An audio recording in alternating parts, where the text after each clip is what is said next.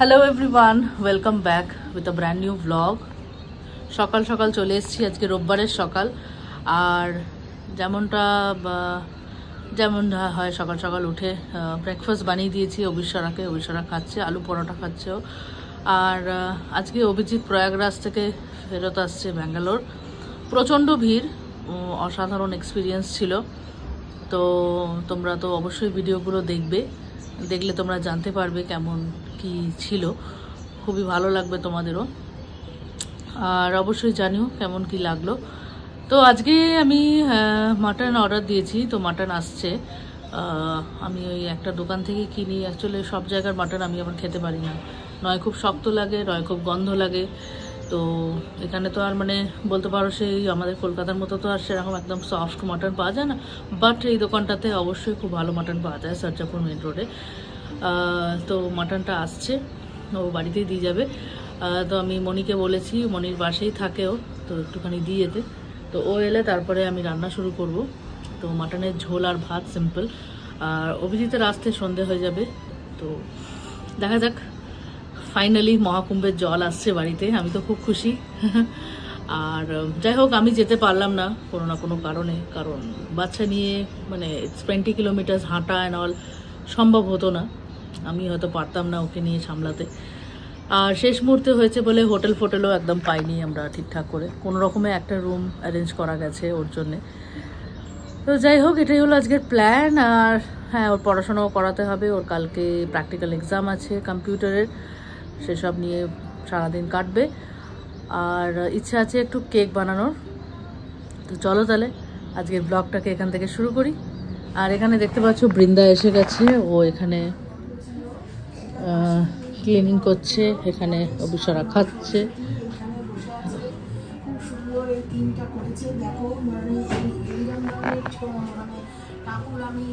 সব কিছু ক্লিন হয়ে গেছে, পরিষ্কার হয়ে গেছে, ব্যালকনি পরিষ্কার, রুম পরিষ্কার। আমার মাটনও এসে গেছে, এখন কাপড়গুলো গোছাবো ফটাফট। আর এখানে এখন অভিশ্বরা পড়া আছে, ওকে একটু পড়তে দিয়ে আসি। আর এখানে এগুলো গোছাতে হবে। হ্যাঁ, বাল ভারতীও আছে, ও যাবে।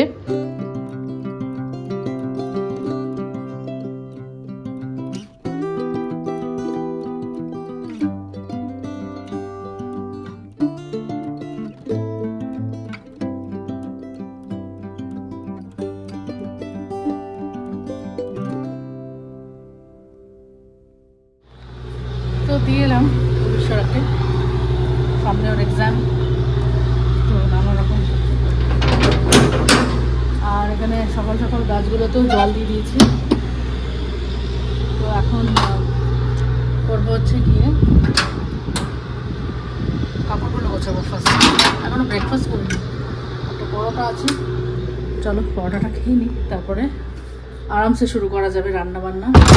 ততক্ষণে ও চলেও আসবে হয়তো, অথবা বাল ভারতীতে যাবে। আর খেয়ে নিয়ে তারপরে কাপড়গুলো গুছিয়ে নিই। ঘর ক্লিন হলে কি ভালো লাগে না, মনটা একদম খুশ হয়ে যায় সত্যি। তো কারা কারা রোববারে মটন খেতে ভালোবাসো অবশ্যই জানি। বাঙালি মানে রোববারে মাটন ভাত তো অবশ্যই, কিন্তু বেশি খাওয়াটাও ঠিক না, কোনোভাবে কন্ট্রোল করা উচিত। বাট যাই হোক, চলো কি আর করা যাবে।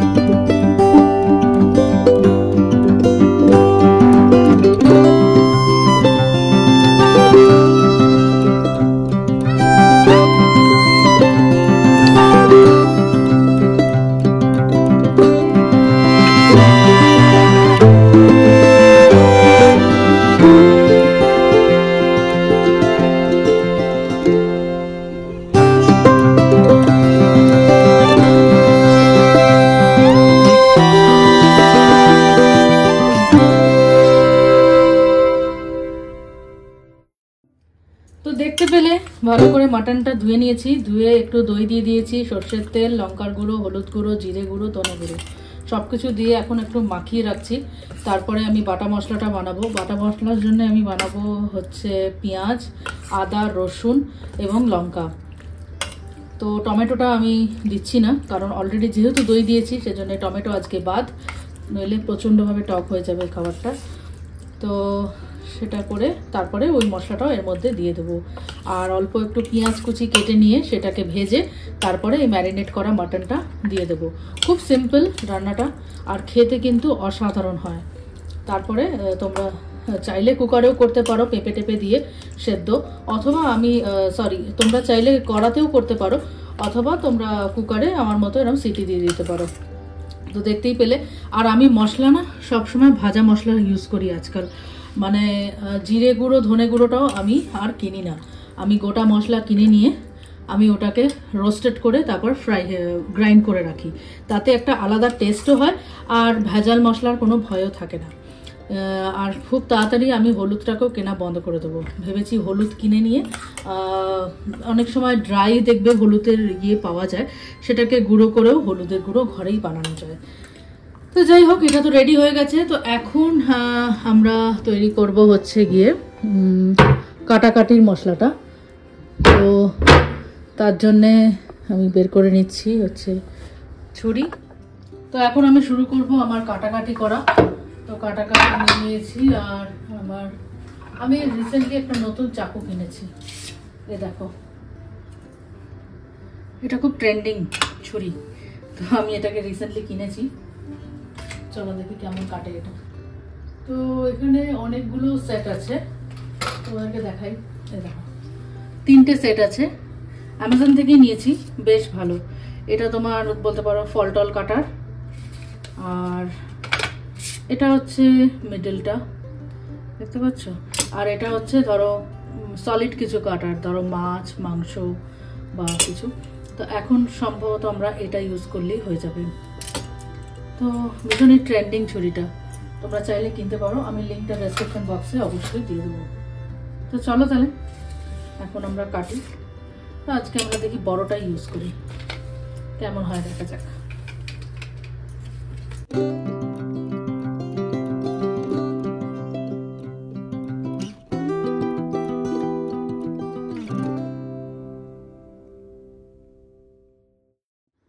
তো দেখতে পেলে যে আমি পেঁয়াজগুলোকে কেটে নিলাম কুচি কুচি করে, ওগুলো ভাজার জন্যে, আর এটা করছি বাটার জন্যে। রান্না করতে বরাবরই আমার খুব ভালো লাগে, রান্নাটা আমার কাছে একটা আর্ট। রান্না যদি সত্যি মন দিয়ে করা যায় তাহলে কোনো কিছুই কঠিন নয়, যে কোনো রান্নাই তোমার কাছে সহজ হয়ে যাবে। তো ছোটোবেলা থেকেই মাকে দেখে দেখে রান্না করতাম, কখনো ডিমের ঝোল, কখনো মানে হালকা পাতলা পনির, চিলি পনির, এগুলো সবসময় মা বানাতে দিত। তো ওগুলো বানিয়ে তখন বাবাকে খাওয়াতাম, বেশ ভালো লাগতো। বাবা যখন লাস্টে কমপ্লিমেন্টটা দিত যে দারুণ হয়েছে, ওই একটা শব্দ শোনার জন্যে সারাটা দুপুর ওয়েট করে থাকতাম, আর সেই জন্যই রান্নাগুলো করতাম। তো চলো দেখো, পেঁয়াজটা কাটা হয়ে গেছে। এখন আমি দেব হচ্ছে রসুন আর আদা।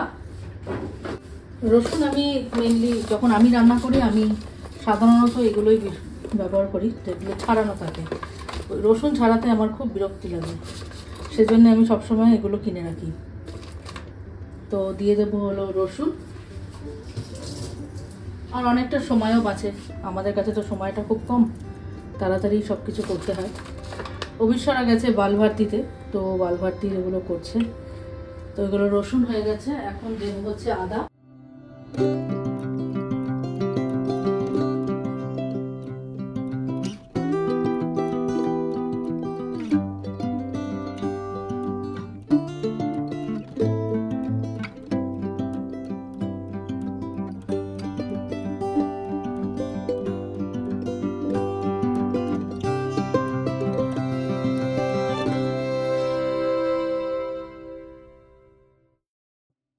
তো বাটা মশলাটা দেখো আমি মাটনের মধ্যে দিয়ে দিয়েছি, খুব ভালো করে মিশিয়ে নিলাম। আর তারপরে কিছুক্ষণ রেখে দেবো। এরপরে কড়া বসিয়ে দিয়েছি, কড়াতে তেল দিয়ে দিয়েছি। এরপরে আমি শুরু করব আজকের রান্না খুবই সিম্পল ওয়েতে, আর খেতে কিন্তু অসাধারণ হয় মাটনটা। আগে থেকে সেদ্ধ করে রাখারও কোনো ব্যাপার নেই, কারণ এটা যদি একবার ভালো করে কষিয়ে নিয়ে তারপরে সিমেতে 4টে সিটি দিলেই মাটন সেদ্ধ হয়ে যাবে, আর খেতেও বেশ ভালো হয়। আর এ দেখো ভালো করে নাড়িয়ে নিয়েছি, পেঁয়াজটাও দিয়ে দিলাম, একটু নুন দিয়ে দিলাম, আর ভালো মতো একটুখানি লাল লাল ভাজা হয়ে গেলে তারপর ম্যারিনেটেড মাটনটা দিয়ে দেবো। আর আমি আলু ইউজ করছি, তো আলুটাও দিয়ে দিচ্ছি। আলু যদি সেদ্ধ না হয়, মনে হয় যে সেদ্ধ হয়নি কড়াতে, তাহলে কুকারেই দিয়ে দিতে পারো, ওপর দিকে দিয়ে দিও, তাতে তাড়াতাড়ি মানে নাড়তে হবে না, তো কুকারটা খোলার পরেই আলুটাকে তুলে নিতে পারবে। দারুণ হয়েছিল, ভালো মতো খাওয়া দাওয়া হয়ে গেছে। আর এখানে দেখো অবিশ্বরাকে নিয়ে এখন বসে পড়েছি একটু পড়াশোনা করাতে। তো কম্পিউটার প্র্যাকটিক্যাল এক্সাম আছে, তো ওকে কিছু টাইপ করতে হবে, 2-1টা টপিক দেওয়া হবে, সেই তার উপরে 4-5 লাইন লিখতে হবে। তো সেটাই ও কিবোর্ডটা প্র্যাকটিস করছে। ভাবাই যায় না বলো, আজকালকার দিনের পড়াশোনাটা কিন্তু অন্য লেভেলে হয়ে গেছে। ক্লাস 1-এ কম্পিউটার প্র্যাকটিক্যাল আমরা তো পাইনি বলতে পারো। তো এখন দেখো মা মেয়েতে খেলতে বসে গেছি সাপসিঁড়ির গল্প। তো লুডো সাপসিঁড়ির এই গেমটা হঠাৎ করে বের করলাম, ভাবলাম একটুখানি খেলি ওর সাথে। তো জীবনে যেরম সাপেরও গুরুত্ব আছে, সিঁড়িরও গুরুত্ব আছে। এবার তোমাকে ভেবে গুরুত্বপূর্ণ দিয়ে ভাবতে হবে কোনটা কখন কিভাবে তুমি উঠবে আর নামবে, তাই না? জীবনটাও তো এরকমই। তো যাই হোক, দুজনের মধ্যে প্রচুর ঝগড়াঝাটি চলছে এখন। ও কোনোভাবেই হারতে চাইছে না, কিন্তু গেম তো গেমের নিয়মেই চলবে, তাই না? সাপও থাকবে, সিঁড়িও থাকবে, ওঠা নামা তো থাকবেই, সেটাই। তো চলো তাহলে আজকের ব্লগটা এটুকুই থাক। আশা করি তোমাদের আজকের ব্লগটা ভালো লেগেছে। যদি ভালো লেগে থাকে তাহলে অবশ্যই লাইক, কমেন্ট অ্যান্ড শেয়ার করতে ভুলো না, আর সাবস্ক্রাইব করতে অবশ্যই ভুলো না। Till then, take care, bye by.